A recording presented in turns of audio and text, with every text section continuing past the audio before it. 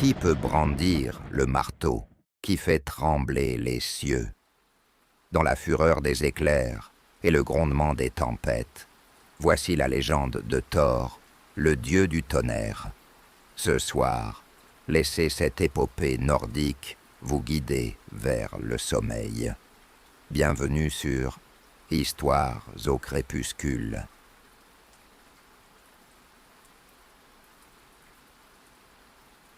Chapitre 1. Le royaume des dieux et des hommes. Partie 1. Le Yggdrasil, l'arbre-monde. Au commencement de toutes choses, avant même que les dieux ne règnent sur Asgard et que les hommes n'habitent Midgard, il existait une structure vivante, infinie, qui reliait le cosmos dans son ensemble. Yggdrasil, l'arbre-monde. Sa silhouette immense se dressait au centre de l'univers, ses racines plongeant dans les profondeurs les plus obscures, ses branches s'élevant dans la lumière des cieux et son tronc traversant tous les royaumes. Les sagas nordiques décrivent Yggdrasil comme un frêne colossal, éternel, dont l'existence elle-même soutient celle des 9 mondes. Nul ne saurait dire quand il fut planté, ni quelle main divine ou quelle force primordiale l'a fait jaillir. Mais tous savaient qu'il était l'axe de l'univers, le pilier central, autour duquel s'organisait la réalité. Ses racines étaient 3, et chacune plongeait dans un royaume distinct, puisant force et vitalité dans des sources sacrées. La première racine s'étendait jusque dans Asgard, le monde des dieux, où coulait la fontaine d'Urd, source de la sagesse et du destin.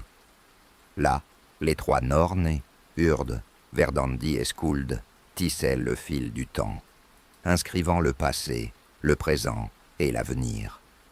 La deuxième racine plongeait dans le royaume de Jotunheim, le monde des géants, où coulait la source de Mimir, gardienne d'un savoir ancien et redoutable.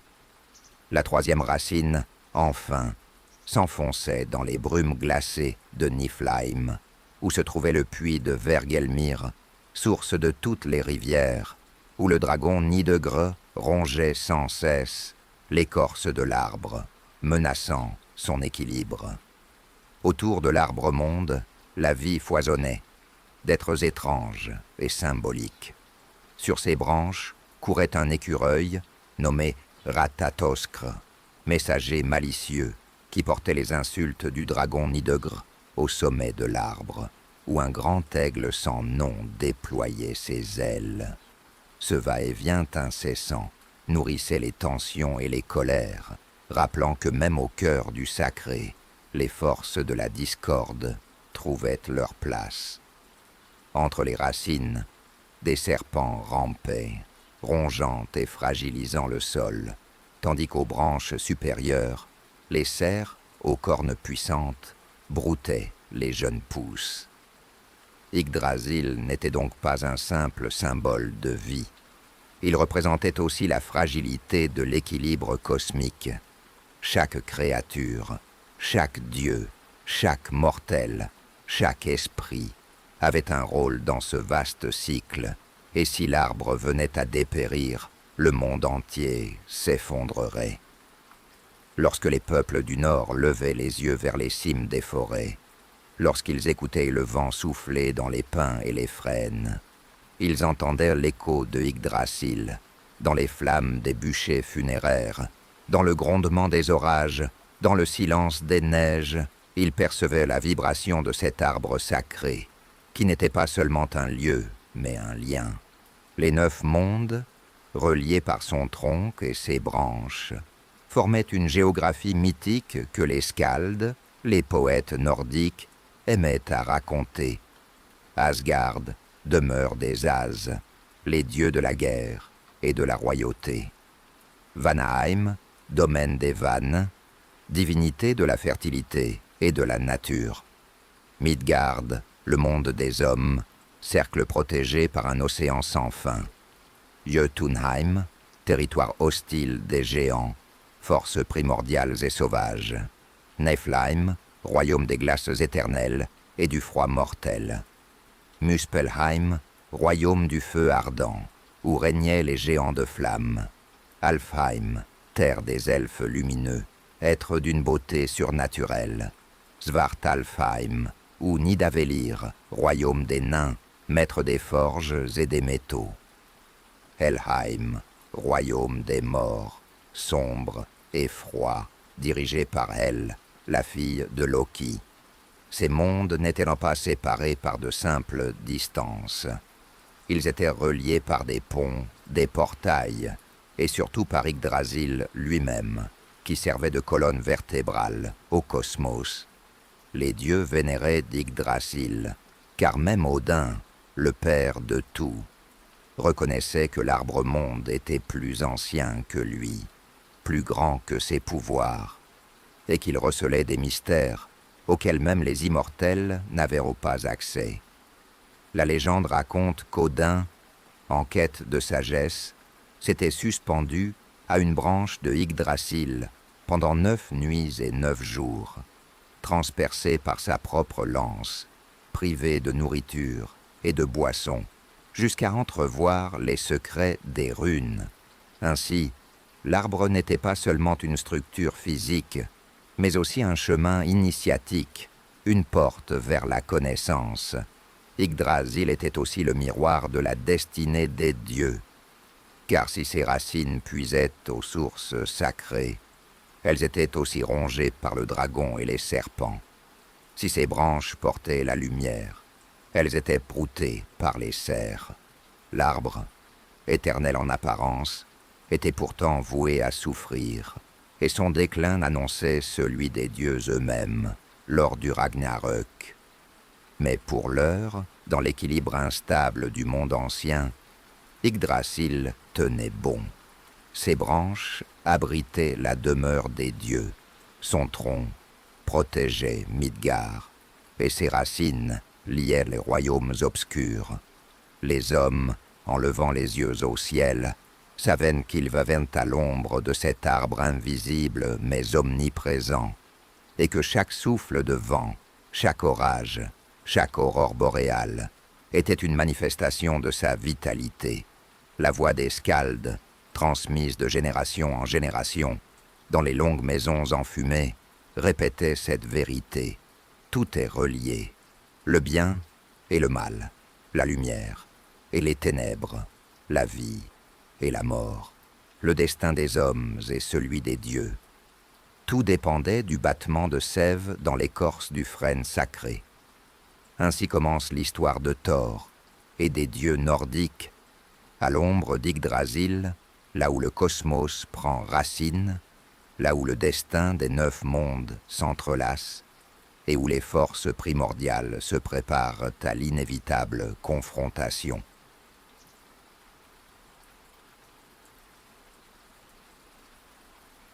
Partie 2. Asgard et le panthéon nordique. Au sommet de l'univers, perché sur les hautes branches d'Yggdrasil, s'étendait Asgard, la demeure des dieux nordiques. Cité céleste et forteresse impénétrable, Asgard brillait de ses murailles d'or et de pierre, traversées par des portails de lumière qui l'isolaient des royaumes inférieurs. Pour les hommes, ce lieu n'était pas seulement une contrée mythique, il représentait l'idéal inaccessible, le siège du pouvoir divin, le reflet de ce que la force, la sagesse et la gloire pouvaient incarner. Asgard était relié à Midgard, le monde des hommes, par un pont flamboyant. Bifrost, l'arc-en-ciel ardent. Ce chemin scintillant, gardé par le dieu Heimdall, se dressait comme une promesse et une barrière. Promesse, car il liait les hommes aux dieux. Barrière, car nul mortel ne pouvait le franchir sans y être invité. Sur ce pont flamboyant, les dieux chevauchaient leurs destriers célestes pour rejoindre les champs de bataille ou observer le monde des humains. En son centre se trouvait Valhalla, le palais d'Odin, immense salle aux toits dorés, où 1000 boucliers formaient la voûte et où les brasiers éternels illuminaient des banquets infinis. Là, les guerriers morts, avec bravoure, les Aenerjar, continuaient leur lutte héroïque, s'affrontant le jour pour s'endurcir, festoyant la nuit aux côtés des dieux dans l'attente du Ragnarök. Valhalla n'était pas seulement une récompense, c'était une préparation au dernier combat, une école du courage éternel. Mais Asgard ne se limitait pas à Valhalla. D'autres palais et demeures majestueuses s'y dressaient, chacun dédié à une divinité. Bilskirnir, la demeure de Thor, vaste et solide, comportant 540 pièces, abritant le dieu du tonnerre et sa famille. Folkvangr, les champs de Freyja, déesse de l'amour et de la guerre, qui accueillait elle aussi les guerriers tombés au combat, partageant ainsi la gloire d'Odin. Gladsheim, salle des conseils, où les dieux se réunissaient pour juger, décider et arbitrer les conflits. Breidablik, demeure de Baldr, le dieu lumineux, symbole de pureté et de bonté. Chaque palais reflétait la nature de son occupant, et ensemble, ils formaient le cœur battant du panthéon nordique. Les dieux d'Asgard, appelés les Asès, incarnaient chacun un aspect de l'existence humaine et cosmique. Ils n'étaient pas parfaits, ni immuables. Leur passion, leur colère, leur trahison en faisaient des figures à la fois divines et proches des hommes. Au premier rang régnait Odin, le père de tout. Vieillard, à la longue barbe grise, vêtu d'un manteau sombre et d'un chapeau à large bord, Odin n'avait qu'un œil. Il avait sacrifié l'autre à la source de Mimir pour obtenir la sagesse infinie. Sur son trône, Lidskjalf, il pouvait observer les 9 mondes. À ses côtés se tenaient ses 2 corbeaux, Hugin et Munin, pensée et mémoire, qui parcouraient chaque jour l'univers pour lui rapporter des nouvelles. Son désir de savoir était sans limite, et pour atteindre la connaissance des runes, il s'était suspendu 9 nuits à Yggdrasil, transpercé par sa propre lance. Mais ce dieu de la sagesse et de la magie n'était pas seulement un érudit, il était aussi un stratège, un seigneur des batailles, un maître des destins. À ses côtés se trouvait Frigg, son épouse, déesse de la fécondité et du mariage, protectrice des foyers. Sa sagesse rivalisait parfois avec celle d'Odin, et nombreux étaient ceux qui la consultaient pour ses dons prophétiques. Thor, leur fils, était le plus aimé des dieux par les hommes. Sa force colossale, son marteau Mjolnir et son rôle de défenseur des royaumes contre les géants faisaient de lui le champion du peuple. Contrairement à Odin, mystérieux et calculateur, Thor incarnait la droiture, la loyauté et la puissance brute. Les fermiers, les guerriers et les voyageurs priaient son nom, invoquant son marteau pour bénir mariages et récoltes. Loki, l'éternel trouble-fête, tenait aussi sa place dans ce panthéon. Fils des géants, mais lié par serment à Odin, Loki était un dieu ambigu, maître du feu, de la ruse et du mensonge. Sa langue habile semait autant la discorde que le salut, car s'il apportait parfois des solutions aux dieux, il était aussi l'origine de leur plus grand malheur. À côté d'eux, d'autres divinités brillaient. Baldr, le lumineux, incarnation de la bonté et de la pureté, aimé de tous, dont la mort tragique annonçait la fin des temps. Heimdall, le gardien de Bifrost, dont l'ouïe et la vue perçaient les ténèbres. Tyr, le dieu du courage et du sacrifice, qui avait perdu sa main en enchaînant le loup Fenrir. Freyja, déesse de l'amour, de la beauté mais aussi de la guerre, maîtresse des Seidr, les magies anciennes. Frey, son frère, dieu de la fertilité, des récoltes et de la prospérité, honoré pour ses dons de paix et d'abondance. Asgard était un monde de gloire, mais aussi de fragilité, car si les dieux vivaient dans des palais étincelants, ils savaient que leur destin était scellé. Les prophéties annonçaient que même eux périraient au Ragnarök, et cette certitude donnait à leur vie une intensité tragique.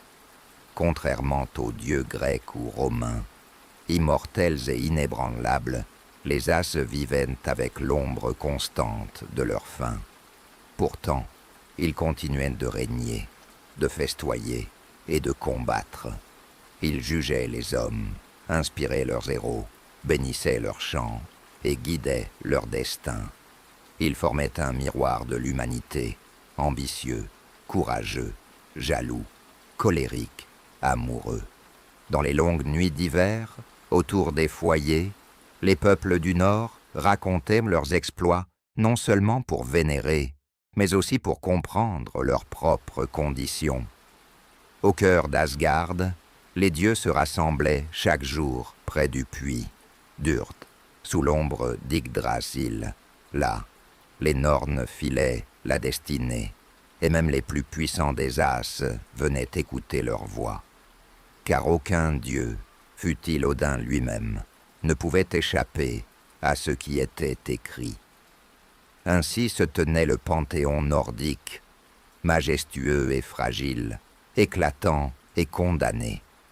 Asgard brillait dans le ciel, ses murailles scintillaient d'or, ses salles résonnaient des chants des guerriers et des rires des dieux. Mais derrière cette splendeur se cachait déjà la menace du chaos, et chaque banquet, chaque victoire, chaque fête n'était qu'un répit avant la grande tempête à venir.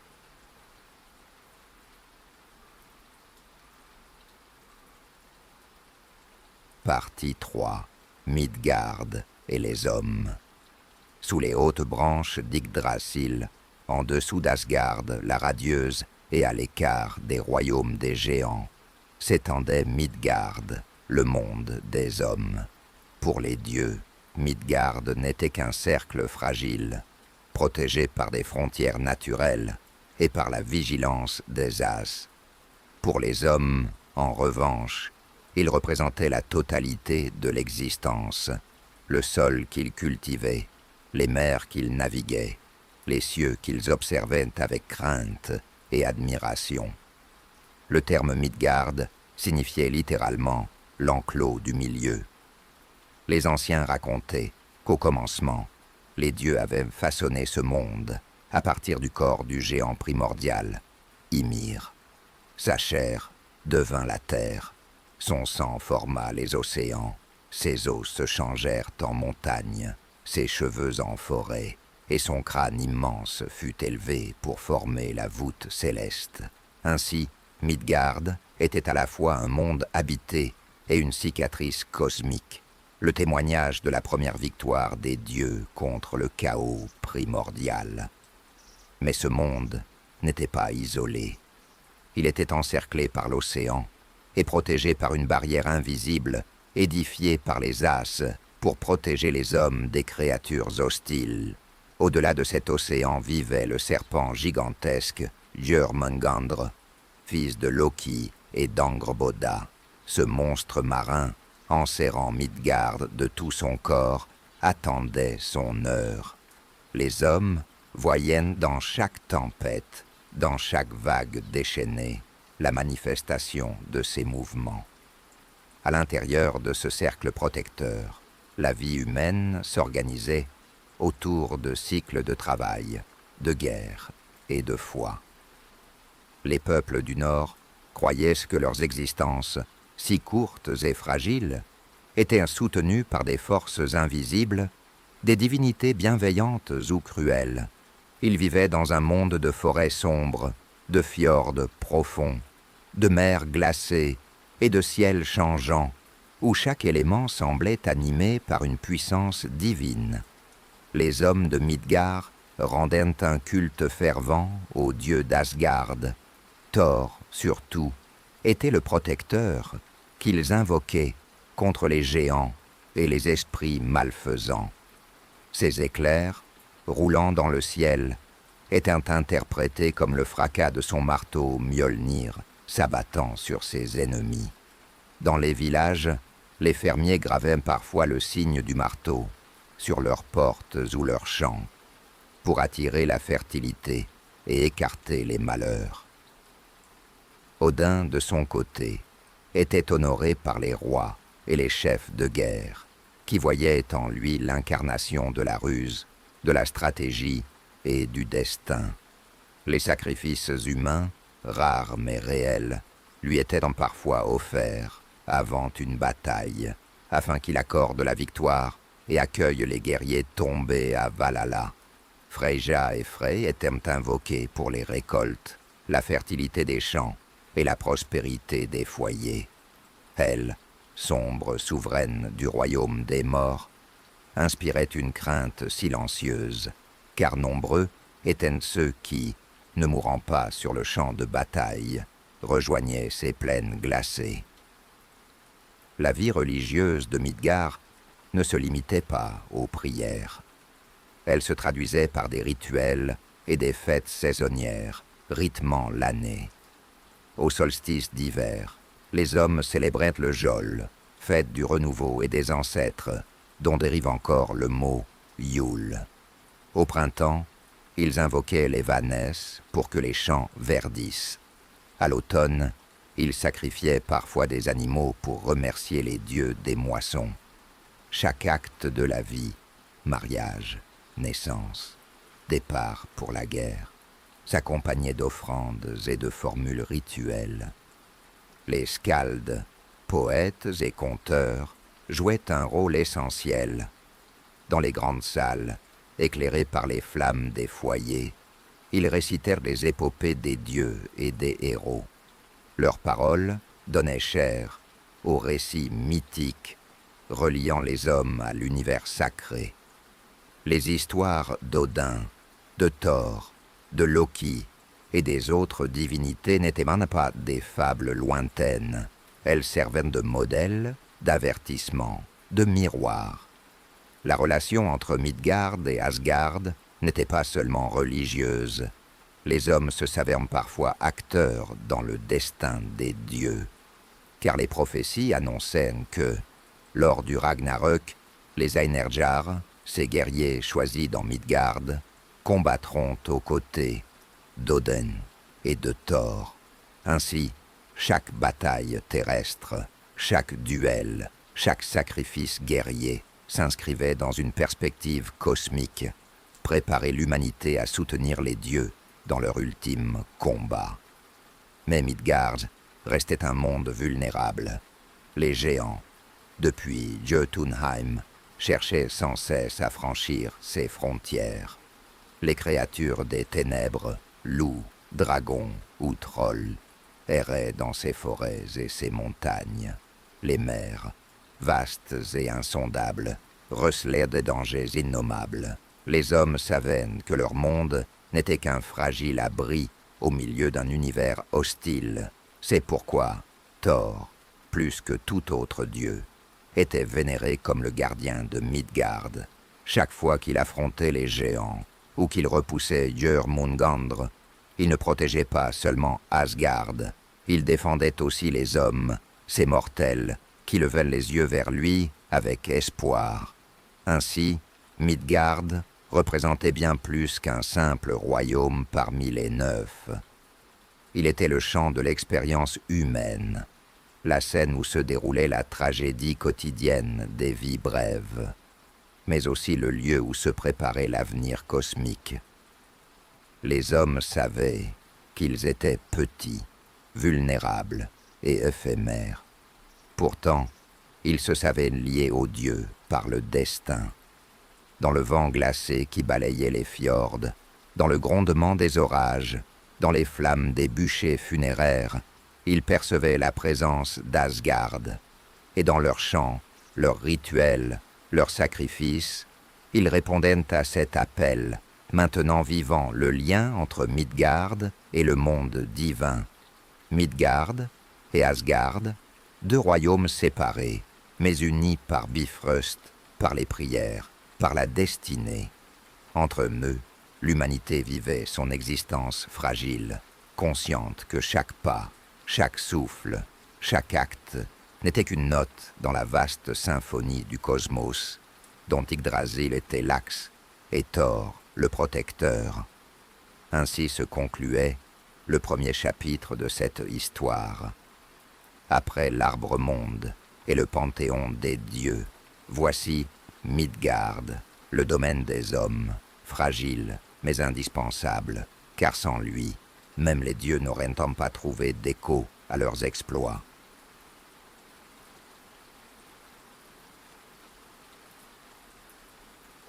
Chapitre 2. Le marteau du tonnerre. Partie 1. Naissance et jeunesse de Thor. Bien avant que son marteau Mjolnir ne résonne dans les cieux et que son nom ne devienne synonyme de tonnerre et de force, Thor fut d'abord un enfant. Son histoire commence au cœur des 9 mondes, dans les récits sacrés des Skaldes, qui le présentent non seulement comme le fils d'Odin, le père de tout, mais aussi comme l'héritier d'une puissance terrestre, celle de Njord, la déesse personnifiant la terre. De cette union entre le ciel et la terre naquit un dieu singulier, voué dès sa naissance à unir les forces célestes et telluriques. Thor portait en lui l'énergie brute de la nature, à la fois indomptée et protectrice. Là où Odin incarnait la sagesse mystérieuse et les secrets des runes, Thor représentait la vitalité, la vigueur et l'instinct. Dans les récits, on raconte que dès son enfance, Thor montra une force hors du commun. Alors que d'autres enfants divins jouaient avec des pierres, lui soulevait déjà des rochers. Son rire tonitruant, résonnant dans les montagnes, semblait annoncer les orages à venir. Certains disaient que les nuages se formaient au-dessus de lui quand il s'amusait, comme si les cieux répondaient à son tempérament ardent.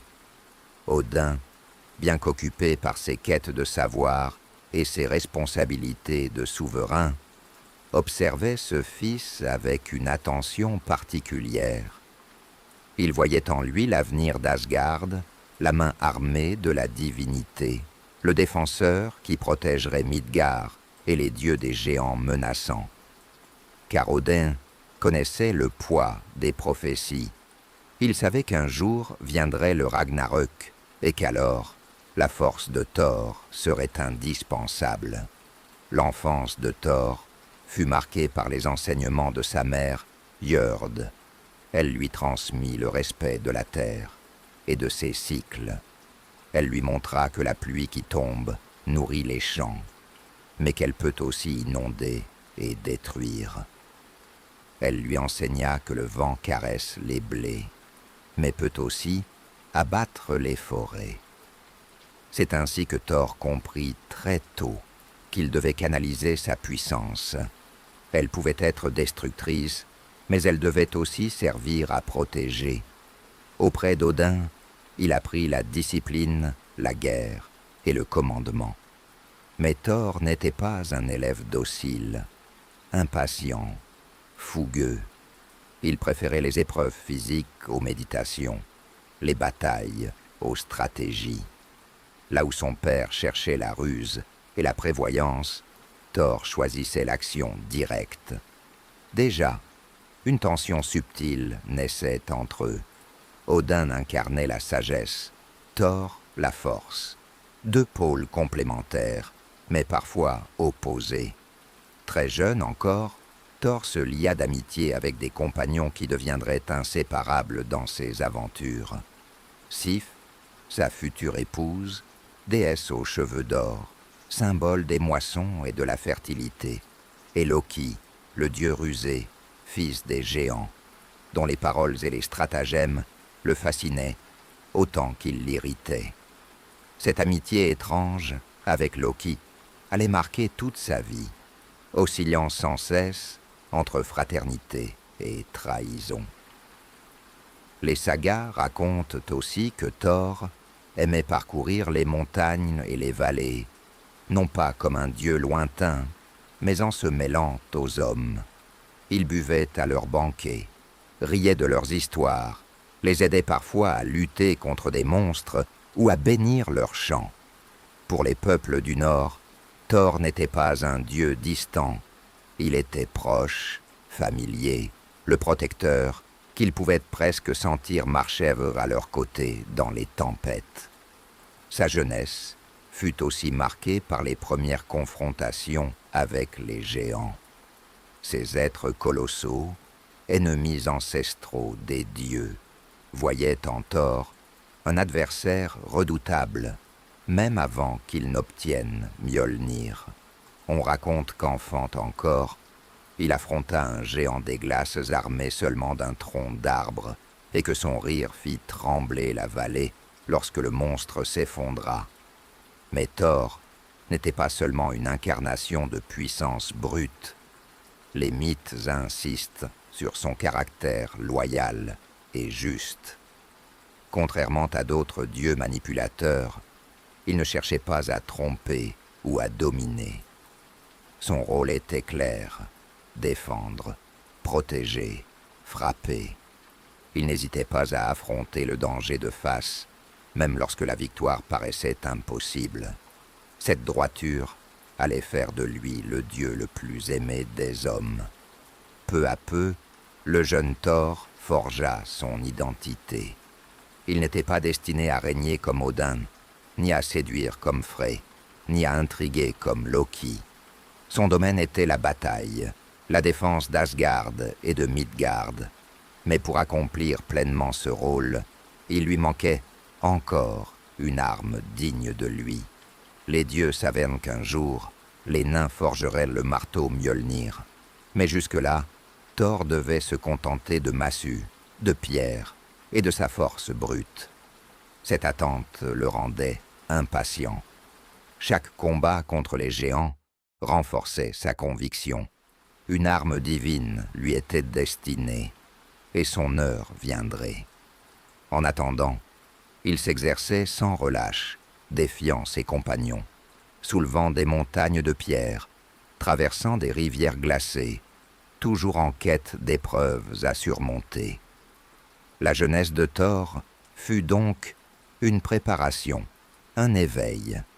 Il apprit la puissance de la terre auprès de sa mère, la discipline et la guerre auprès de son père, la proximité des hommes dans ses voyages, la ruse et les pièges auprès de Loki. Tout ce qui allait faire de lui le dieu du tonnerre était déjà là, en germe. Et pourtant, il restait encore à recevoir l'instrument de sa destinée. Mjolnir, le marteau sacré, l'arme qui ferait trembler les cieux et scellerait son rôle de protecteur. Mais avant ce moment, Thor devait encore grandir, tester ses forces et apprendre que même un dieu n'échappe pas à l'épreuve du destin. Ainsi s'achève le récit de sa jeunesse, celle d'un enfant né de la terre et du ciel, devenu un adolescent fougueux, puis un jeune guerrier impatient, déjà craint par les géants et adoré par les hommes.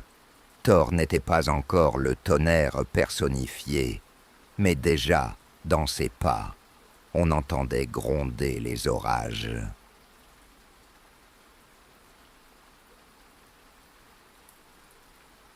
Partie 2.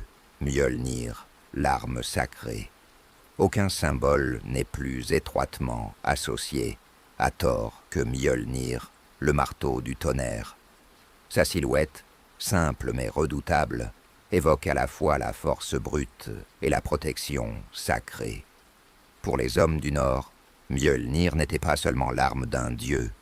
Il était un talisman, un signe de bénédiction, une promesse de justice, gravée sur des amulettes, suspendues au cou des guerriers et des fermiers, reproduits dans le bois des navires et des maisons. Il incarnait le lien le plus direct entre les dieux et les mortels.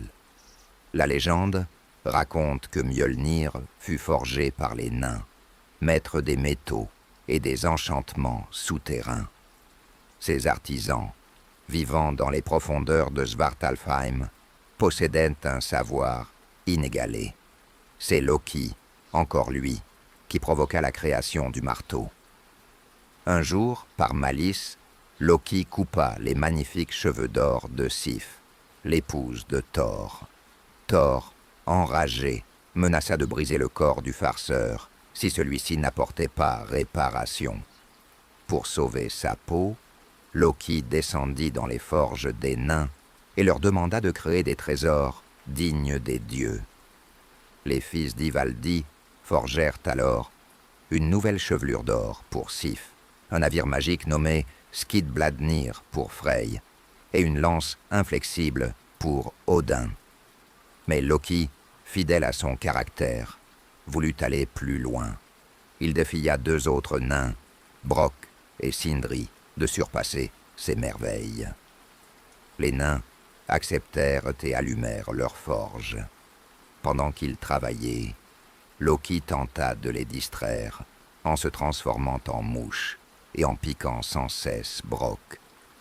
Malgré cela, les nains produisirent 3 trésors. Un anneau d'or se multipliant à l'infini, un sanglier aux défenses lumineuses, et enfin, un marteau. Ce marteau, nommé Mjolnir, devait être l'arme la plus puissante jamais créée. Cependant, à cause de l'une des piqûres de Loki, l'arme sortit avec un manche plus court que prévu. Les nains en furent contrariés, mais Thor y vit un avantage. Ce manche compact lui permettrait de manier l'arme d'une seule main avec rapidité et puissance. Ainsi naquit Mjolnir, le marteau qui deviendrait le prolongement de Thor. Sa puissance était incomparable. Il pouvait écraser montagnes et géants, invoquer la foudre et revenir toujours dans la main de son maître, quel que soit le lancer. Sa frappe était le grondement des orages, son éclat l'éclair qui déchirait le ciel. Mais Mjolnir n'était pas qu'une arme destructrice. Il avait aussi une dimension sacrée et protectrice. Avec lui, Thor bénissait les mariages, consacrait les naissances et protégeait les foyers. Le marteau servait à sanctifier autant qu'à anéantir. Il était le symbole de la fertilité et de la stabilité, tout autant que de la guerre et du tonnerre. Les hommes du Nord portaient souvent des amulettes en forme de marteau autour du cou, comme d'autres peuples portèrent la croix. Ces pendentifs, retrouvés par centaines dans les fouilles archéologiques, rappellent que Mjolnir n'était pas qu'un mythe. Il était un signe quotidien, une protection tangible contre le chaos et la mort. Thor, désormais armé de Mjolnir, devint invincible. Il reçut également une ceinture magique, Meggingjord, qui doublait sa force déjà colossale, et des gants de fer nécessaires pour manier le marteau. Avec ces artefacts, il incarnait la puissance divine dans sa forme la plus pure. Chaque fois qu'il brandissait Mjolnir, les cieux s'illuminèrent. Les éclairs zébraient l'horizon. Le tonnerre résonnait comme le tambour d'une guerre céleste. Pour les hommes, ces phénomènes n'étaient pas des caprices de la météo. Ils étaient la preuve visible que Thor combattait, quelque part, dans un autre plan, pour les protéger des forces obscures. Les sagas regorgent de récits où Mjolnir joue un rôle central. Un jour, les géants réussirent à dérober le marteau et à l'emporter à Jotunheim. Privé de son arme, Thor était vulnérable et le monde entier trembla. Le géant Thrym exigea en rançon la main de Freyja, mais la déesse refusa avec dégoût. Alors, sur les conseils de Loki, Thor se déguisa en Freyja et se rendit dans le royaume des géants.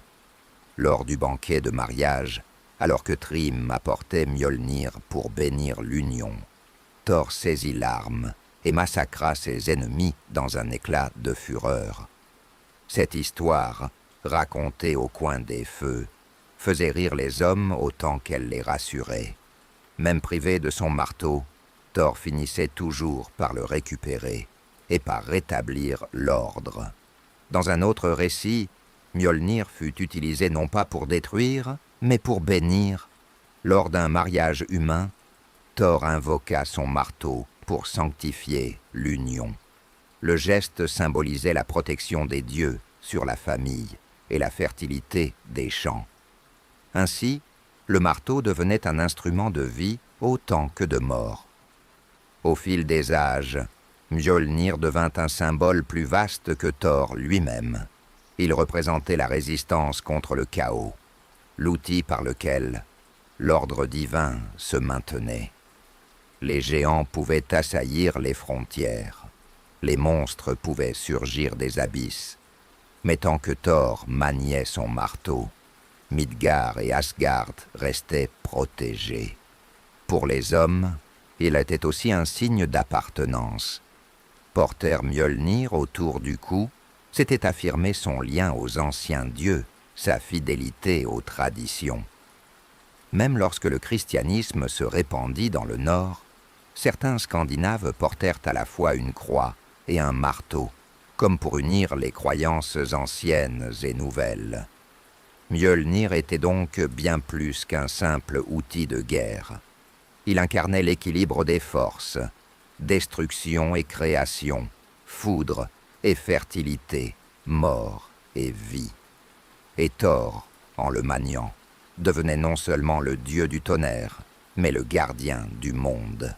À chaque éclat d'orage, les hommes relevaient la tête et se souvenaient que quelque part, dans les nuages, Thor lançait son marteau. Et tant qu'il le faisait, Midgard pouvait dormir en paix, protégé par le grondement lointain de la tempête.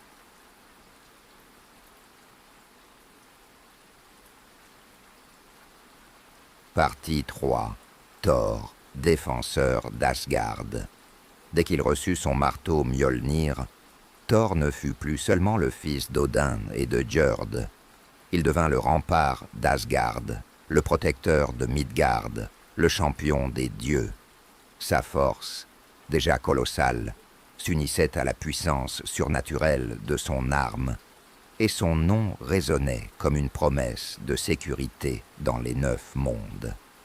Les ennemis des dieux, les géants, avaient toujours convoité Asgard.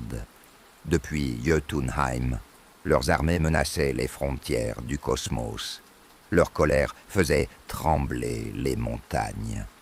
Odin, par sa ruse et ses pactes, parvenait parfois à les contenir. Mais lorsque les négociations échouaient, lorsque la ruse ne suffisait plus, c'était Thor qu'on appelait. Le dieu du tonnerre incarnait la force directe, la puissance sans détour.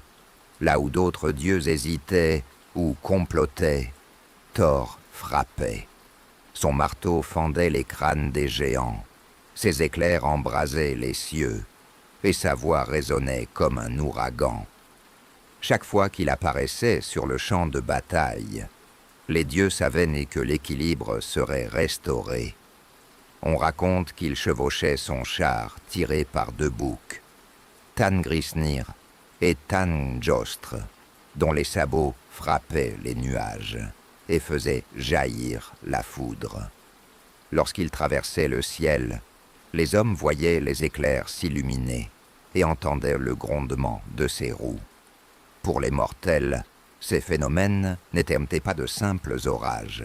Ils étaient les signes visibles de la présence de Thor, combattant au loin pour protéger leur monde. Sa mission principale était de défendre les frontières du cosmos, car Asgard, si radieux et splendide, était sans cesse menacé par les forces du chaos. Les géants de glace, fils des premiers abîmes, cherchaient à envahir les royaumes. Les géants de feu, menés par Surt, attendaient dans Muspelheim le moment de fondre sur Yggdrasil.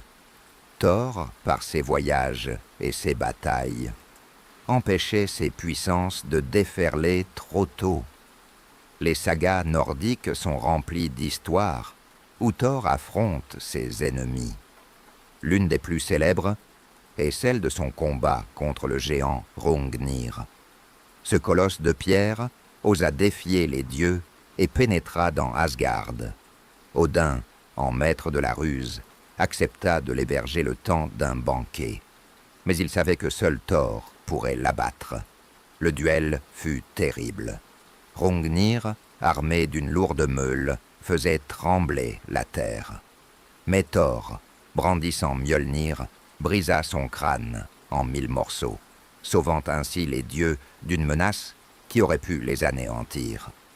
Dans un autre récit, Thor se rendit au royaume des géants, accompagné de Loki et de 2 serviteurs humains, Thjalfi et Röskva. Là, il fut confronté à une série d'épreuves imposées par le roi Utgard Loki. On lui demanda de vider une corne immense, de soulever un chat gigantesque et de lutter contre une vieille femme invincible. Thor échoua à chaque défi. Mais il apprit ensuite que tout n'était qu'illusion. La corne contenait l'océan entier. Le chat n'était autre que Jörmungandr, et la vieille femme incarnait la vieillesse elle-même. Même dans l'échec, Thor avait accompli des exploits inhumains, prouvant encore sa force incomparable. Mais le rôle de Thor ne se limitait pas à la guerre. En tant que défenseur d'Asgard et de Midgard, il veillait aussi à l'ordre sacré du monde. Avec Mjolnir, il consacrait les mariages, bénissait les récoltes et protégeait les foyers. Le marteau frappait les ennemis, mais il touchait aussi la terre pour lui donner fertilité. Pour les hommes, Thor représentait cette double facette, la fureur destructrice sur le champ de bataille et la main protectrice dans la vie quotidienne. C'est pourquoi, dans les campagnes scandinaves, les gens invoquaient Thor pour écarter les tempêtes trop violentes, pour protéger leurs champs contre la grêle ou pour sanctifier leur maison. Son rôle de défenseur dépassait largement les murailles d'Asgard. Il englobait toute l'existence des mortels. Sa relation avec les autres dieux reflétait aussi ce rôle de gardien. Odin, le père, voyait en lui le bras armé de sa volonté, celui qui accomplissait ce que la sagesse seule ne pouvait réaliser. Loki, rusé et instable, trouvait souvent en Thor son contraire. Là où lui jouaient des tours, Thor rétablissait l'équilibre par la force. Freyja et les Vanesnes savaient que sans Thor, leurs champs, leurs récoltes et leurs temples auraient été dévastés par les géants. Thor était donc indispensable à l'équilibre des dieux. Sans lui, Asgard aurait été vulnérable. Sans lui, Midgard aurait sombré sous les assauts des forces obscures.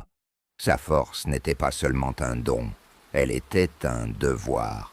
Pourtant, malgré son rôle de champion, Thor ne cherchait pas la gloire personnelle. Contrairement à Odin, avide de savoir et de pouvoir, Thor n'aspirait pas à dominer les autres dieux. Il était un serviteur de l'ordre, une force au service de la communauté divine et humaine. Cette humilité contribua à son immense popularité parmi les hommes. Là où d'autres dieux pouvaient sembler lointains, mystérieux ou effrayants, Thor apparaissait comme un protecteur fidèle, toujours prêt à combattre pour eux. Les hommes du Nord savaient que Thor ne pouvait pas arrêter le destin. Ils savaient que, lors du Ragnarök, il affronterait Jörmungandr, le serpent-monde, et qu'il tomberait, empoisonné par son venin. Mais ils savaient aussi qu'il ne reculerait pas. Jusqu'au dernier instant, il protégerait Asgard, Midgard et l'ordre des mondes. Et c'est peut-être là la véritable essence de Thor, non pas un dieu invincible, mais un dieu prêt à se sacrifier, à lutter sans relâche, même contre une issue inévitable. En lui, les hommes retrouvaient à leur propre condition, fragiles face au destin, mais capables de courage, de loyauté et de lutte jusqu'au bout. Ainsi se tenait Thor, défenseur d'Asgard, gardien de Midgard, protecteur des hommes. Chaque éclair, chaque coup de tonnerre rappelait sa présence. Et tant que sa voix grondait dans les cieux, les peuples pouvaient croire que l'ordre tenait encore et que les dieux veillaient.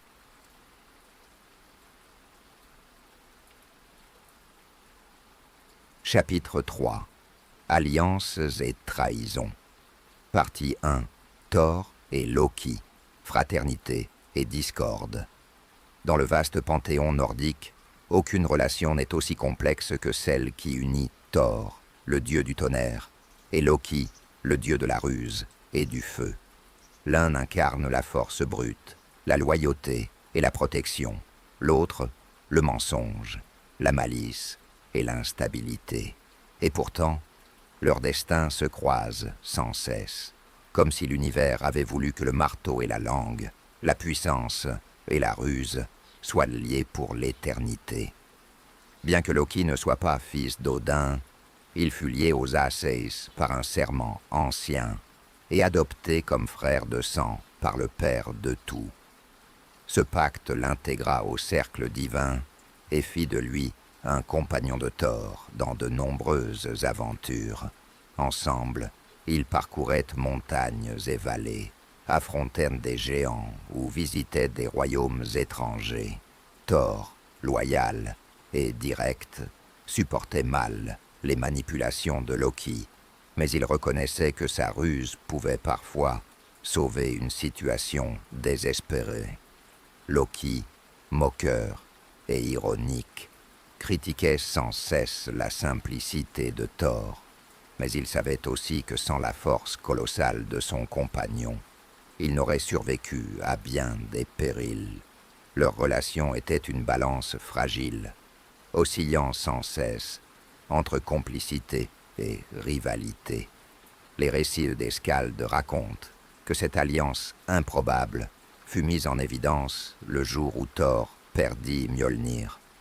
Au matin, le dieu du tonnerre se réveilla et découvrit que son marteau avait disparu. Sans cette arme, Asgard et Midgard restaient sans défense face aux géants. Loki se porta volontaire pour retrouver l'arme, usant de ses ruses et de ses déguisements. Il découvrit que le marteau avait été dérobé par le géant Thrym, qui exigeait en rançon la main de Freyja. La déesse refusa avec indignation. Thor voulait marcher aussitôt au combat, mais Loki comprit que la force seule ne suffirait pas. Il imagina un stratagème audacieux. Thor se déguiserait en Freyja, voilé de la tête aux pieds, et lui-même jouerait le rôle de servante.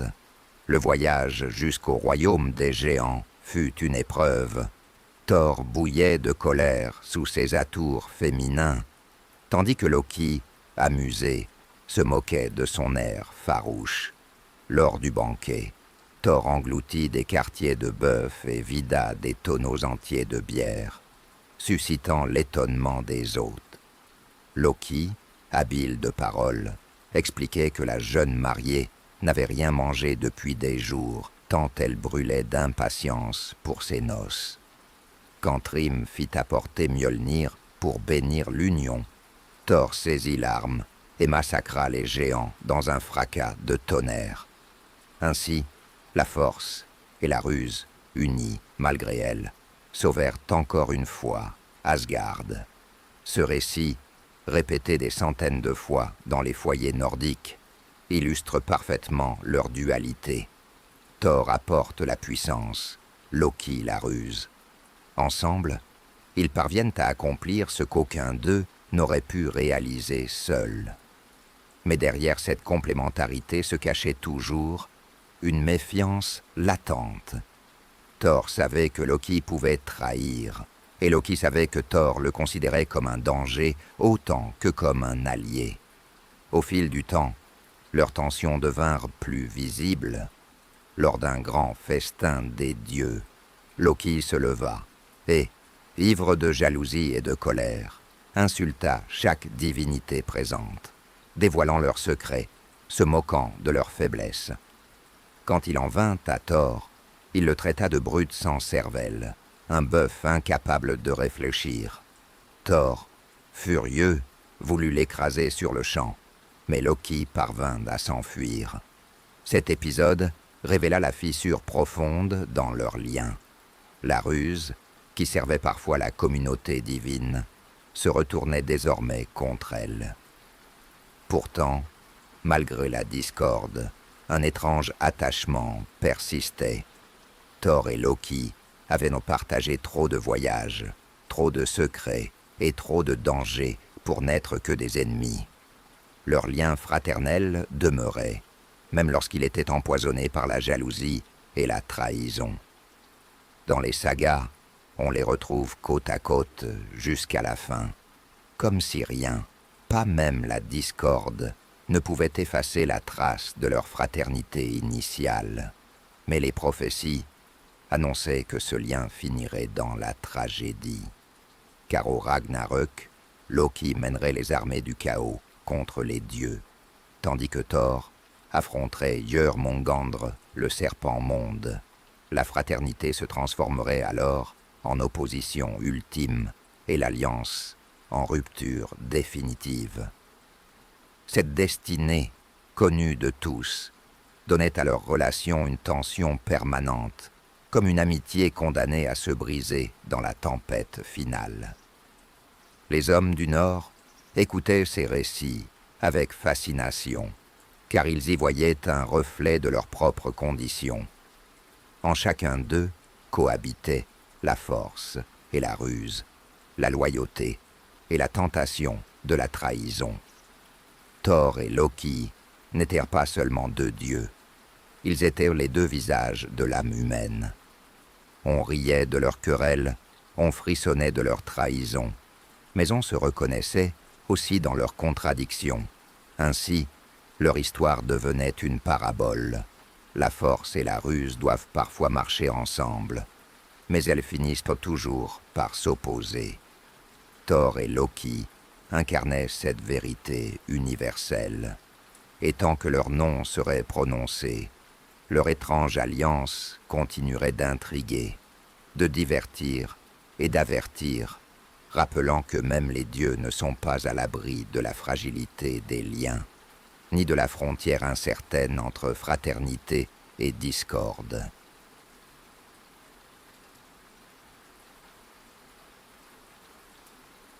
Partie 2. Les géants et les dieux. Depuis l'aube des temps, l'histoire des dieux nordiques ne peut être racontée sans celle des géants. Ils sont les ennemis ancestraux, mais aussi les parents lointains, les rivaux et parfois les alliés. Leur présence traverse toute la mythologie, comme une ombre qui plane sur les festins des dieux et sur les prières des hommes. Les géants ne sont pas seulement des adversaires monstrueux, ils sont les forces primordiales de la nature, la glace et le feu, la montagne et la tempête, l'océan et la nuit. Sans eux, il n'y aurait pas de lutte, pas d'équilibre, pas de destin. Les récits les plus anciens rappellent que même l'univers fut façonné à partir du corps d'un géant. Ymir, l'être primordial, né du choc entre la glace de Niflheim et le feu de Muspelheim, fut abattu par Odin et ses frères. Son sang devint la mer, sa chair la terre, ses os les montagnes et son crâne le ciel. Dès le commencement, les dieux bâtirent leur monde sur la dépouille d'un géant. Mais cette victoire initiale ne mit pas fin au conflit. Au contraire, elle scella une haine éternelle. Les descendants d'Ymir, les géants de glace, jurèrent de se venger, et depuis lors, leurs assauts se répètent sans relâche. Les géants, qu'on appelle Jötnar, habitent Jötunheim, un royaume rude et hostile, fait de montagnes abruptes, de tempêtes et de glaciers. Leur peuple n'est pas uniforme. Certains sont colossaux et brutaux, d'autres sont sages et porteurs de secrets anciens. Ils ne sont pas tous mauvais, mais ils incarnent des forces que les dieux doivent sans cesse contenir. C'est pourquoi leur relation avec Asgard oscille entre affrontement et union, guerre et mariage, haine et désir.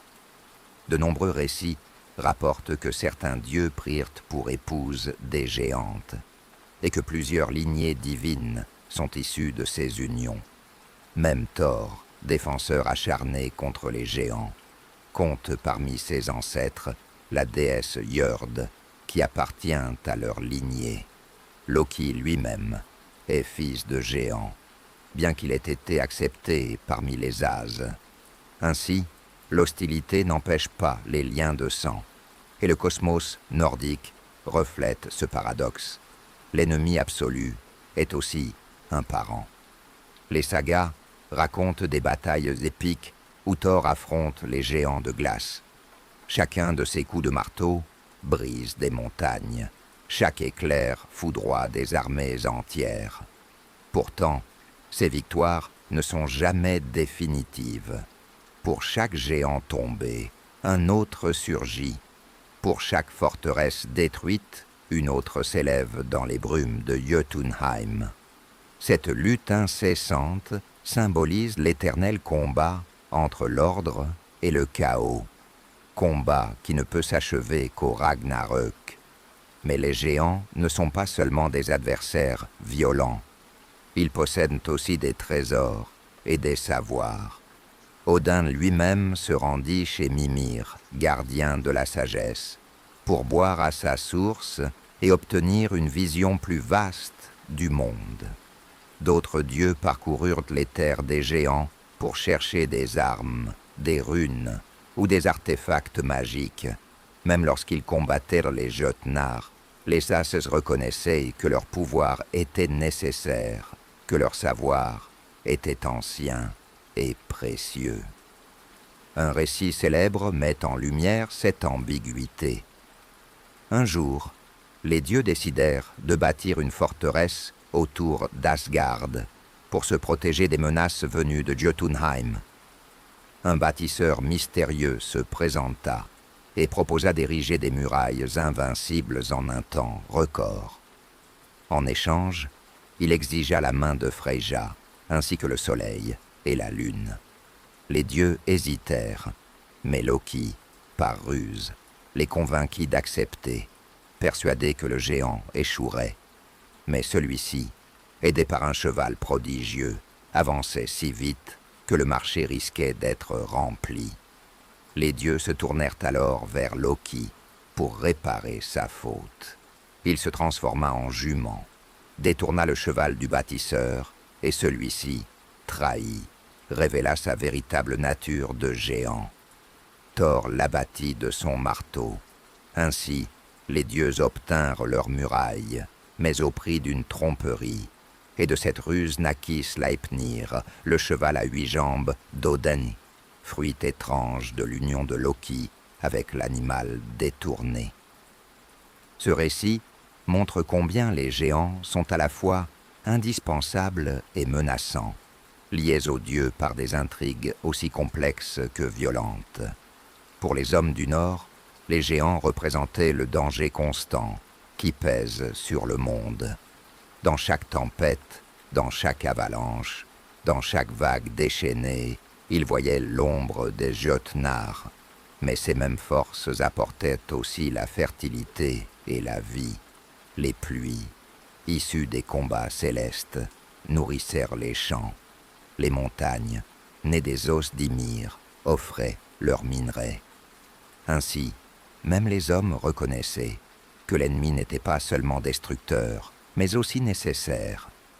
Les dieux, malgré leur puissance, savaient que jamais ils n'élimineraient totalement les géants, car ceux-ci incarnaient des forces trop anciennes, trop essentielles.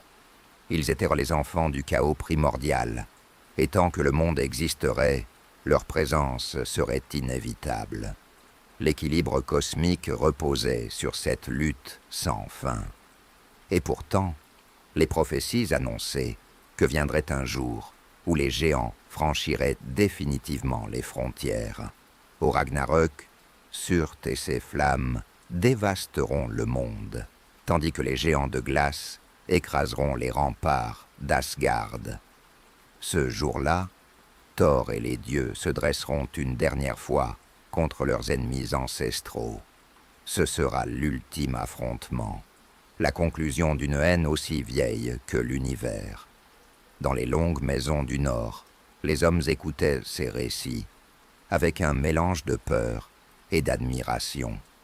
Ils savèrent que leur propre vie était semblable, des luttes incessantes contre le froid, la faim, les tempêtes.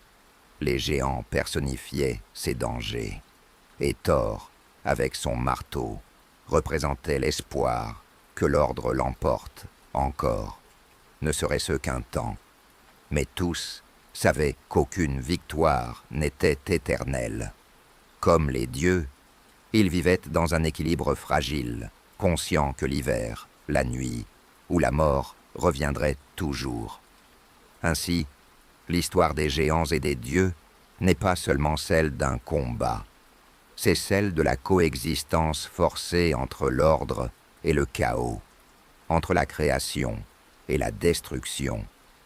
Thor peut frapper sans relâche, Odin peut ruser et conclure des pactes, Loki peut tromper et détourner, mais jamais Asgard n'est totalement à l'abri.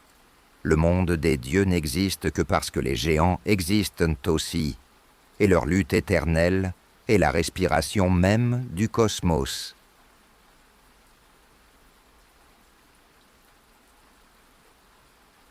Partie 3. La mort de Baldr. Parmi tous les dieux d'Asgard, nul n'était aussi aimé que Baldr, le fils d'Odin et de Frigg.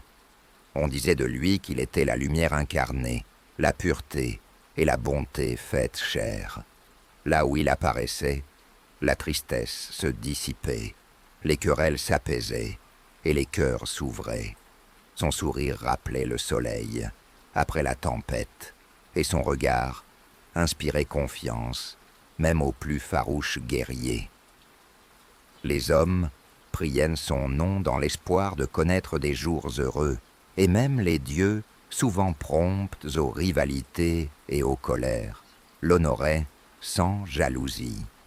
Mais l'ombre plane toujours là où brille la lumière. Un jour, Baldr commença à faire des rêves étranges, des visions sombres qui troublaient son sommeil. Il y voyait sa propre mort, entourée de larmes et de désolation. Les dieux, inquiets, se rassemblèrent autour de lui et comprirent que ses rêves n'étaient pas de simples songes. Dans les 9 mondes, les visions des dieux annoncent toujours un destin. Frigg, sa mère, terrifiée à l'idée de perdre son fils, décida d'agir. Elle parcourut alors les mondes, allant de royaume en royaume, implorant chaque être, chaque élément, de jurer de ne jamais nuire à Baldr. Les pierres, le fer, le feu, l'eau, les bêtes, les plantes, tous prêtèrent serment. Frigg rentra à Asgard, avec la certitude d'avoir scellé la vie de son fils dans une protection absolue. Mais, dans son empressement, elle négligea une plante si fragile et insignifiante qu'elle n'y prêta aucune attention, le gui. Rassurés, les dieux se mirent à jouer avec cette invulnérabilité nouvelle. Dans la grande plaine d'Asgard, ils s'amusaient à lancer des pierres, des flèches, des armes contre Baldr. Toutes rebondissaient, glissaient ou se brisaient sans jamais l'atteindre. Baldr riait, et les dieux rièrent avec lui, émerveillés de voir leur frère intouchable. Mais parmi les spectateurs, Loki observait, et dans ses yeux brillait la jalousie. Loki, Le trouble fait ne supportait pas cette perfection. Baldr incarnait ce qu'il ne serait jamais. Aimé, lumineux, pur. Sa ruse se mit en marche. Déguisé en vieille femme, il alla trouver Frigg et l'interrogea sur la protection de son fils. Dans sa confiance, la déesse révéla que seul le Gui n'avait pas prêté serment.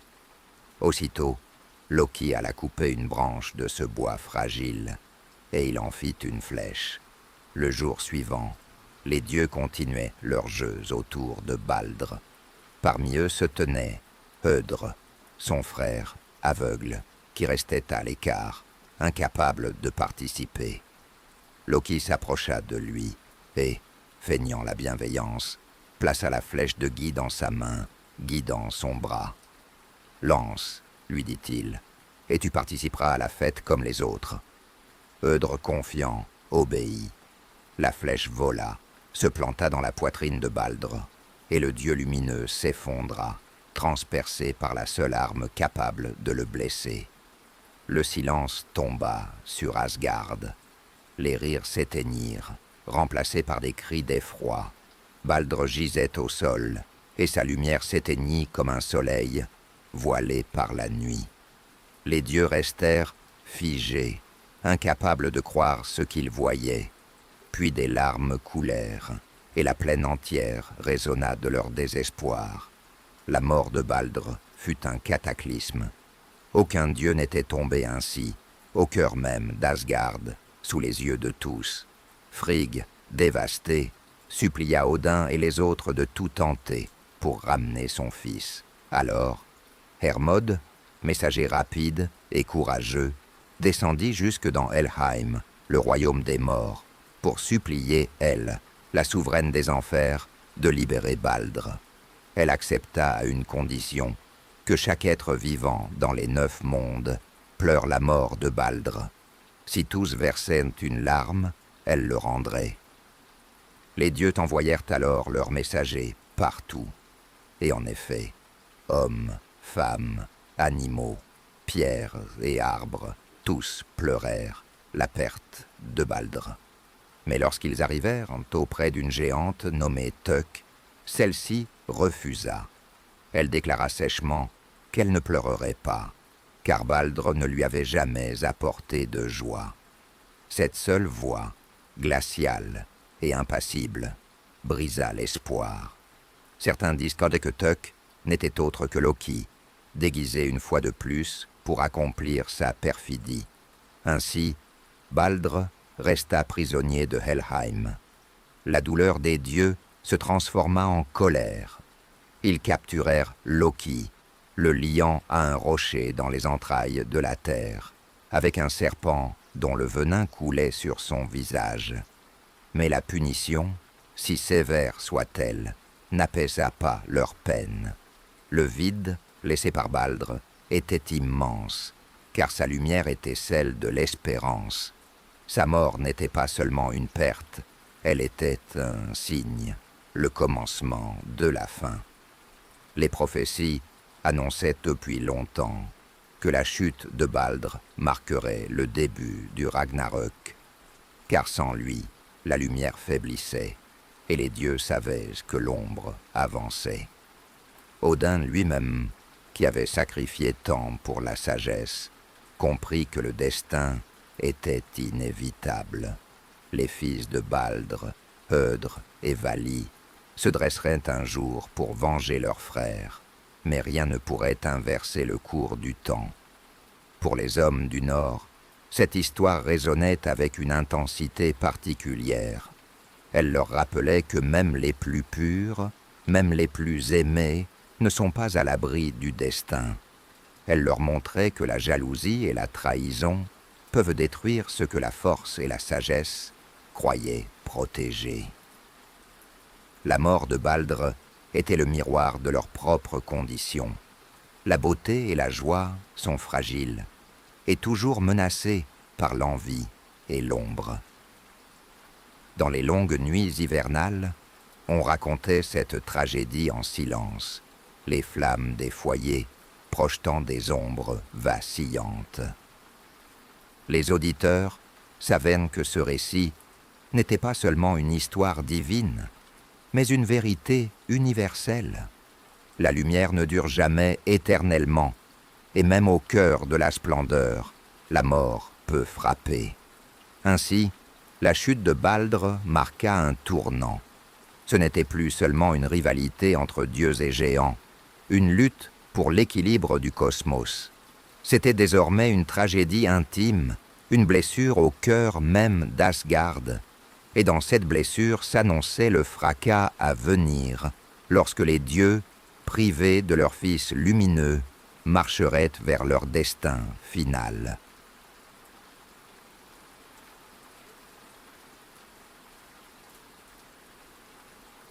Chapitre 4.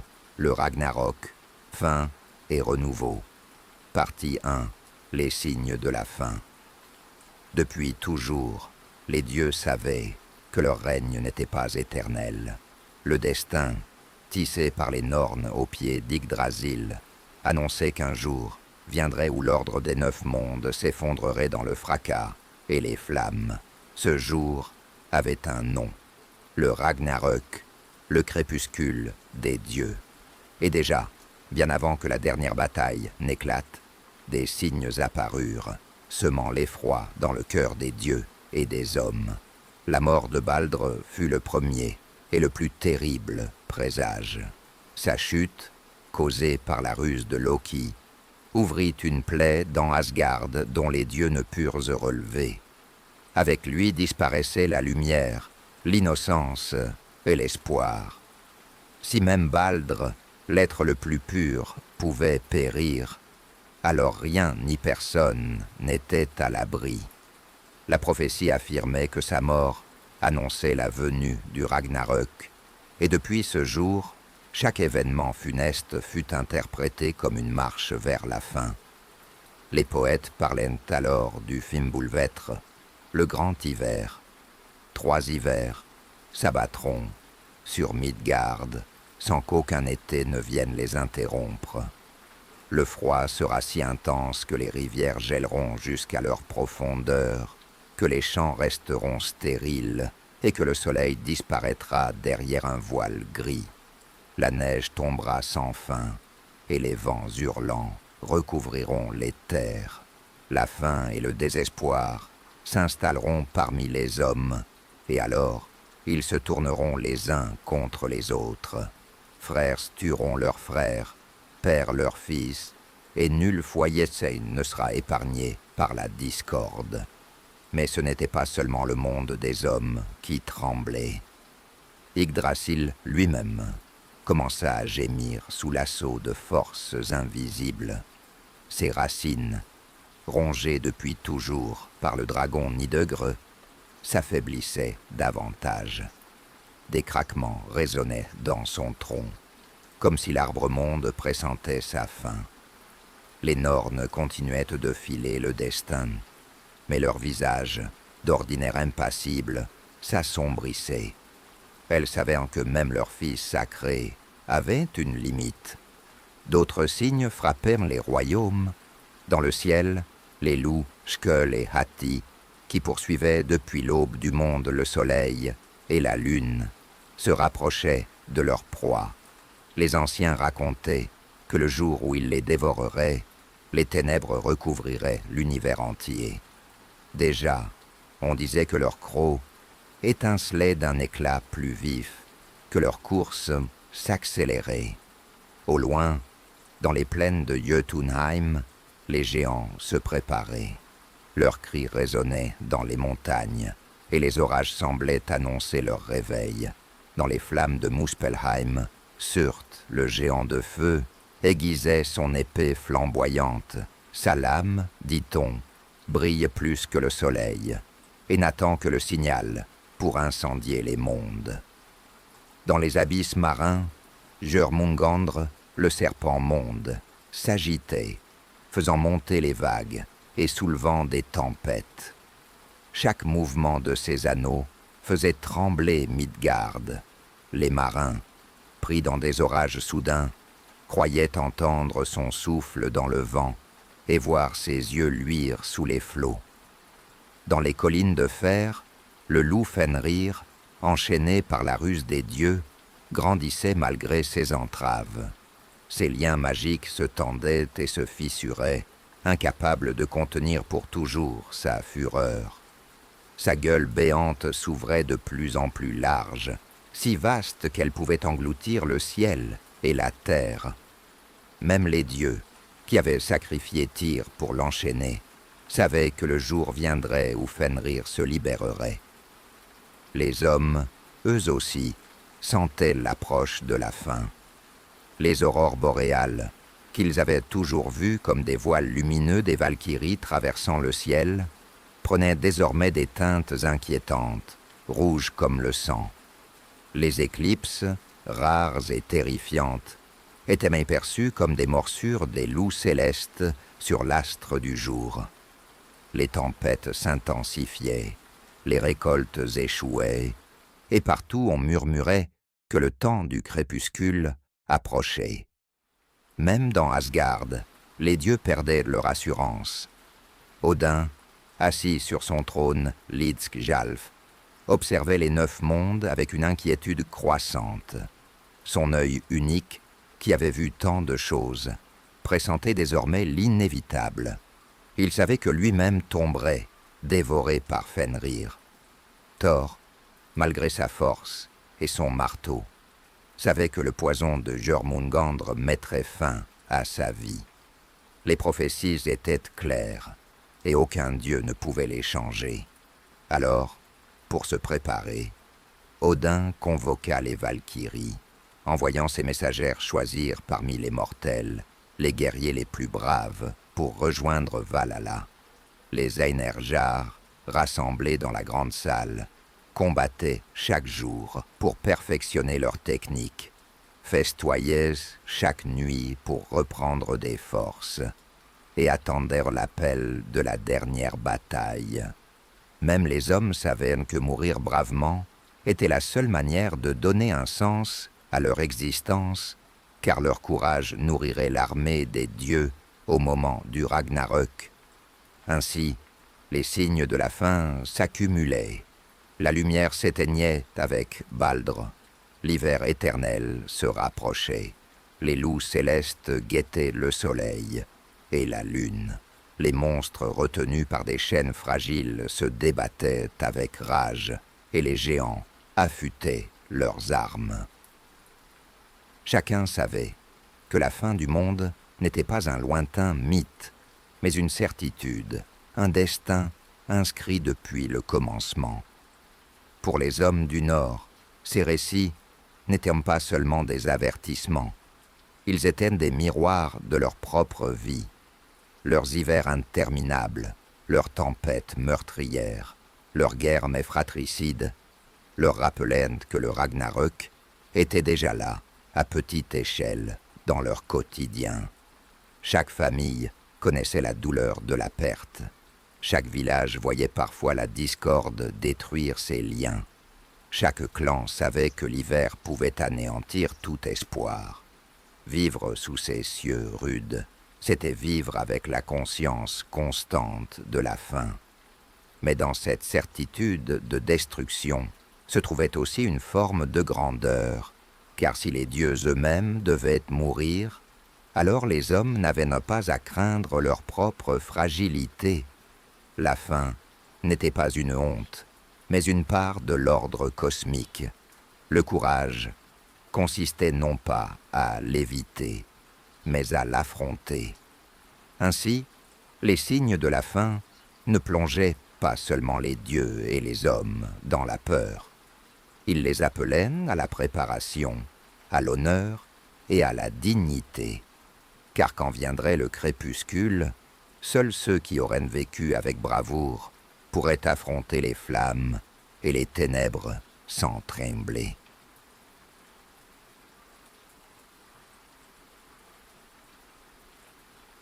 Partie 2. Le dernier combat de Thor. Quand les signes de la fin se transformèrent en réalité, les 9 mondes sombrèrent dans le chaos. Les loups célestes engloutirent le soleil et la lune, et les ténèbres recouvrirent le ciel. Yggdrasil trembla jusqu'à ses racines, ses branches gémissant sous le poids des malédictions. Le Fimbulvetr, l'hiver sans fin, s'était abattu, et déjà les armées des géants franchissaient les frontières. Au loin, dans la mer déchaînée, Jörmungandr, le serpent monde, se souleva enfin, libérant son corps immense qui encerclait Midgard. Les vagues atteignirent de les cieux, et le venin qui coulait de ses crocs empoisonnait les airs et les océans. Au milieu de ce cataclysme, Thor se dressa, le marteau Mjolnir à la main, ses gants de fer au poing, sa ceinture magique serrée autour de sa taille. Ses yeux flamboyaient comme les éclairs qu'il portait en lui.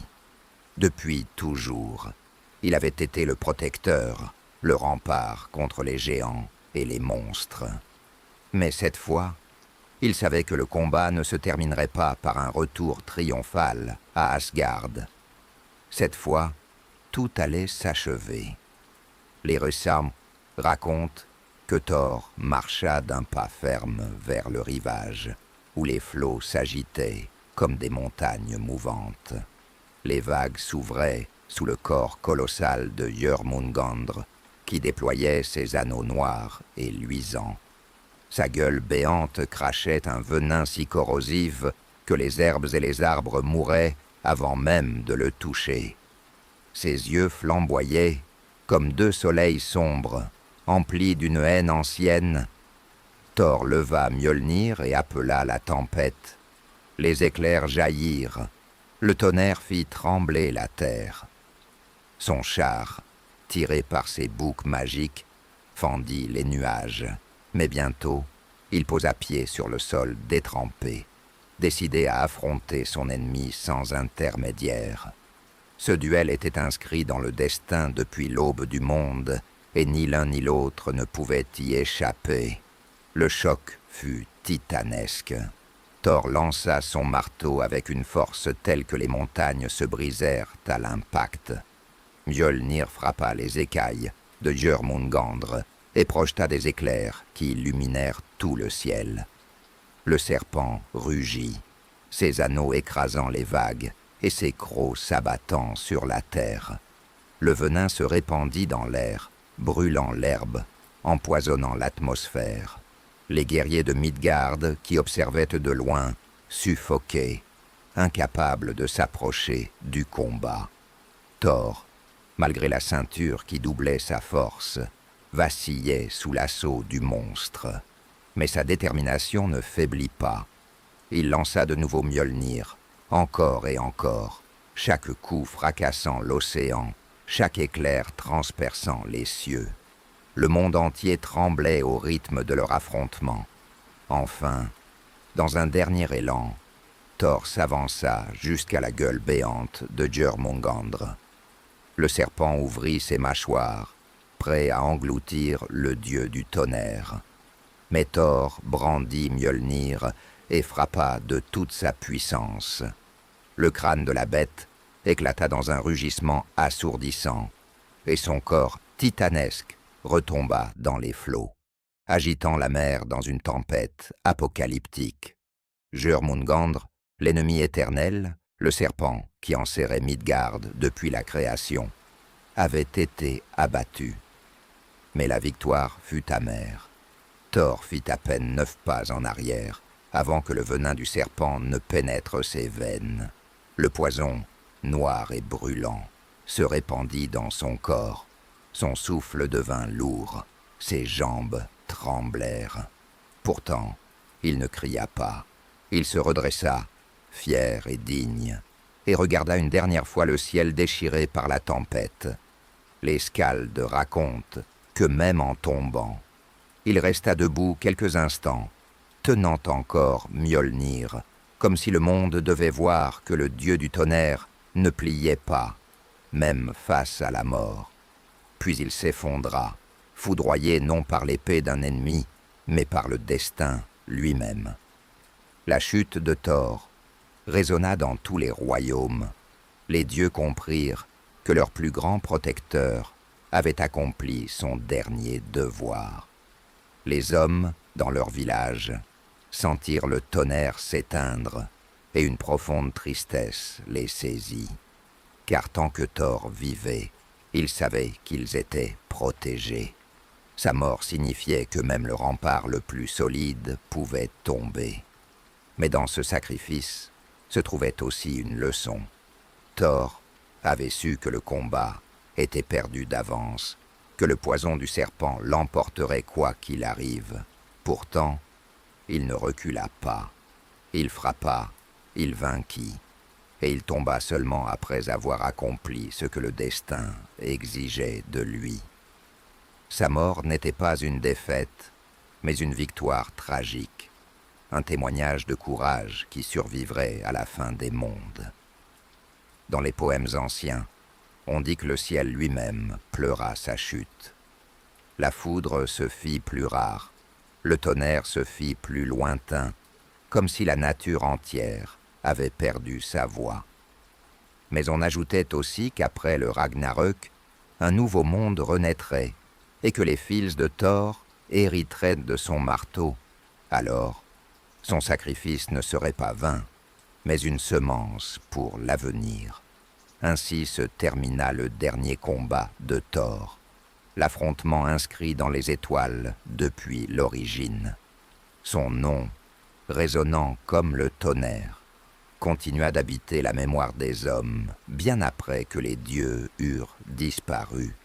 Et dans chaque orage, dans chaque éclair, qui fend encore aujourd'hui le ciel du nord, certains disent qu'on peut entendre l'écho de son marteau, rappelant que même face à la mort, Thor resta fidèle à son rôle de défenseur jusqu'à son dernier souffle.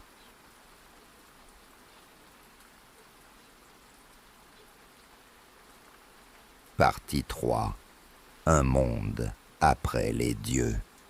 Lorsque la bataille du Ragnarok toucha à sa fin, il ne resta que ruines, flammes et silence.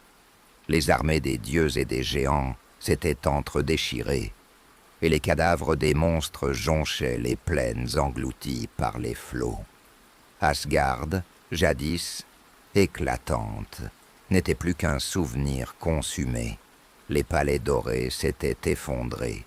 Valhalla avait disparu dans les flammes, et les éclats des boucliers des Einherjar flottaient à la surface des eaux noires. Le soleil avait été dévoré, la lune s'était éteinte, et les étoiles tombaient une à une dans l'abîme.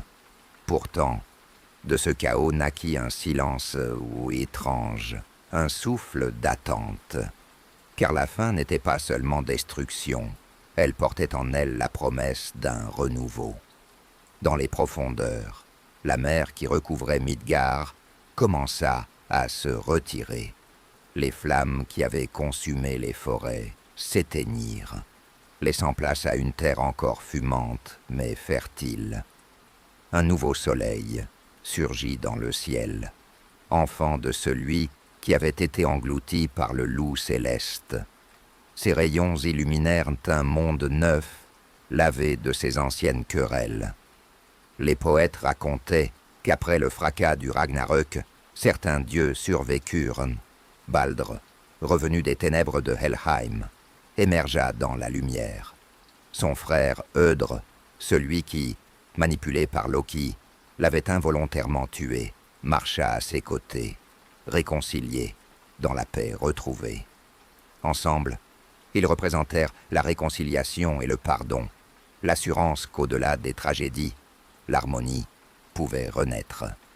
Vidar et Vali, fils d'Odin, qui avaient vengé leur père en terrassant Fenrir, demeuraient eux aussi. Maudit et Magni, fils de Thor, héritèrent du marteau Mjolnir, symbole que la force protectrice ne disparaissait pas avec leur père. Ce petit groupe, réuni sur une terre nouvelle, contemplait un monde qui renaissait lentement.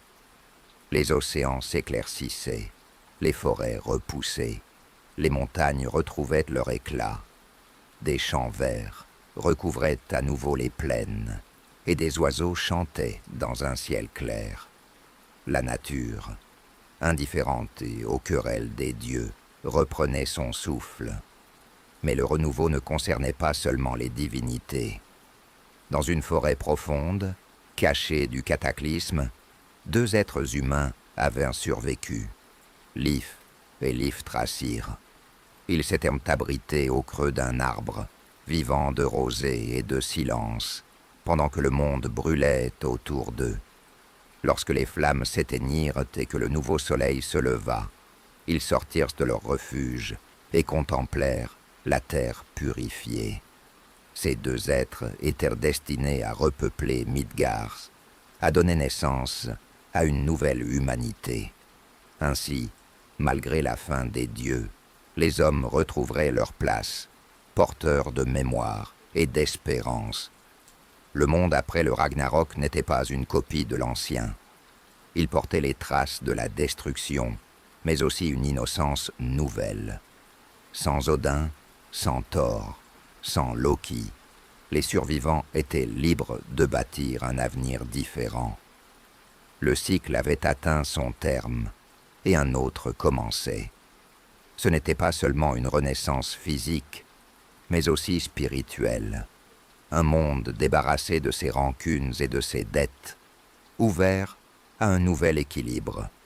Les skaldes qui récitaient ces récits insistaient sur la portée symbolique de cette renaissance. La mort des dieux, si terrible soit-elle, n'était pas une fin définitive.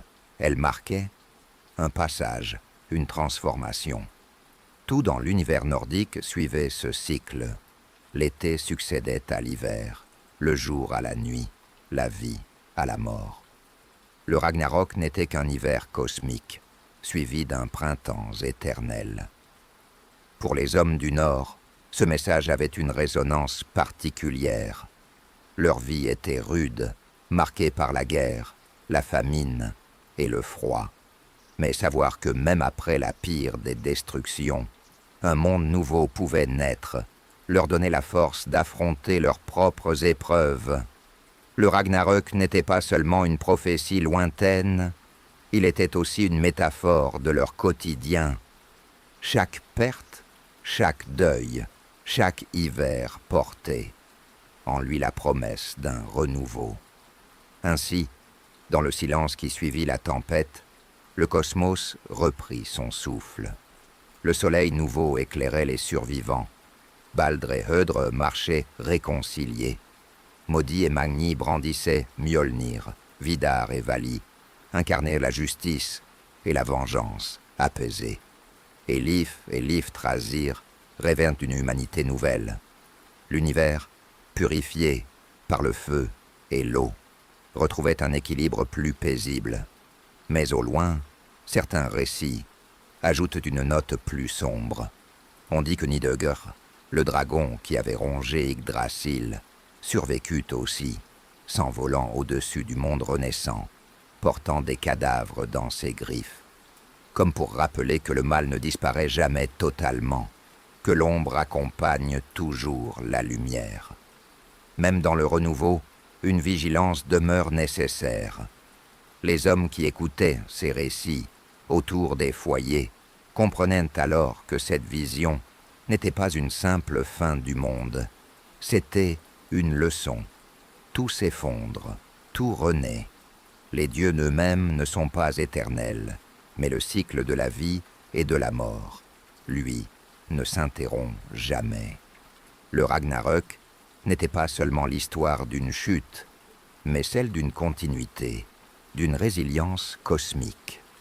Ainsi se conclut l'histoire de Thor et des dieux nordiques. Elle commence avec l'arbre-monde, Yggdrasil, s'élève avec les exploits des dieux, s'assombrit avec les trahisons et les présages, s'embrase dans la bataille finale et s'apaise enfin dans la naissance d'un monde nouveau. Les hommes du Nord, en fermant les yeux après avoir écouté ces récits, pouvaient s'endormir en se souvenant que, quelles que soient les épreuves, la fin n'est jamais qu'un commencement déguisé. Thor, le dieu du tonnerre, n'était pas seulement le porteur de Mjolnir, ni le défenseur d'Asgard. Il était le rempart des hommes, le protecteur de Midgard, celui dont la force résonnait dans chaque orage. Sa chute lors du Ragnarök ne fut pas une défaite, elle fut l'ultime preuve de son courage. Car même sachant qu'il mourrait du venin de Jörmungandr, il se dressa sans hésiter et abattit le serpent monde avant de tomber. Dans cette mort réside toute la grandeur de Thor, non pas un dieu invincible, mais un guerrier fidèle à son rôle jusqu'au dernier souffle. Les hommes voyaient en lui l'exemple parfait, affronter la tempête, défendre les siens, accepter le destin sans plier. Bien après la disparition des dieux, son nom survécut dans les chants, les amulettes et les mémoires. On disait que chaque coup de tonnerre rappelait son marteau, chaque éclair sa lumière. Ainsi, même dans un monde nouveau, Thor demeurait présent, comme une voix venue des cieux. Son héritage n'était pas seulement celui d'un dieu de guerre, mais celui d'un gardien. Il incarnait la force qui protège, la loyauté qui ne faiblit pas, le courage qui ne recule pas. Et tant que les hommes écouteront le grondement des orages, ils se souviendront de lui, Thor, le défenseur éternel. Merci d'avoir voyagé avec moi ce soir à travers les pages de l'histoire. J'espère que ce récit vous a apaisé et fait rêver. N'oubliez pas de vous abonner à Histoires au crépuscule pour découvrir de nouvelles aventures qui vous accompagneront vers un sommeil serein. Prenez soin de vous et à très bientôt.